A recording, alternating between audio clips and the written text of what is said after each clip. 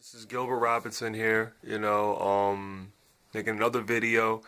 This topic is definitely a very sad and disturbing topic. So, as we all know, I would say since October, there was a missing autistic kid named Avonte Oquendo. He basically, how this started is that security wasn't guarding the building enough, and he pretty much ran out the school and kind of disappeared. That was, the family was devastated. A lot of people were looking. They've been searching forever. And last week they found body parts on the East River in Queens. They found body parts like along the shoreline, and they basically, when they found it, they took it into testing to see if those matched those of Avonte Oquendo.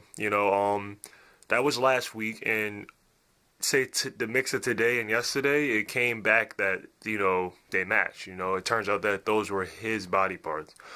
They found the arms, skull, teeth. Like basically, he was decomposed. So as sad as this sounds, he was actually dead for a while. This isn't something new, and yeah, they matched the body parts. How he actually died or was killed, still has not came up to surface yet because they still got to do research and testing. And this is sad. It's definitely a sad situation.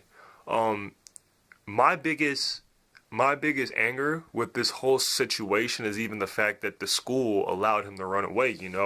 If you have a school with an autistic kid, even with kids in general. I mean, this kid was young. He wasn't like a teenager. Like he wasn't like a high school teenager. If kids are young, you should have security strong enough that kids aren't doing this. And he was autistic, so it's not like he knew where he was going. He's not thinking like a normal person.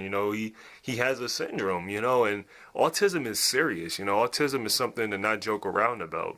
And the fact that the school security was so weak that he even ran off of school grounds, I mean, someone should be talking. Someone should be asking why this even happened. Who was responsible? Who was guarding that specific area?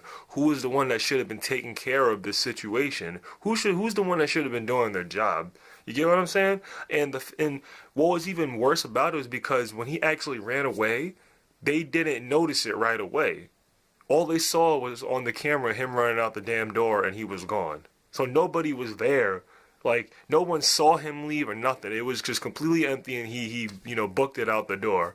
I mean, really, what kind of crap is that, And the fact that he was missing this whole time, he must have went through some stuff. Because like I said, he's autistic, so he doesn't know what's going on.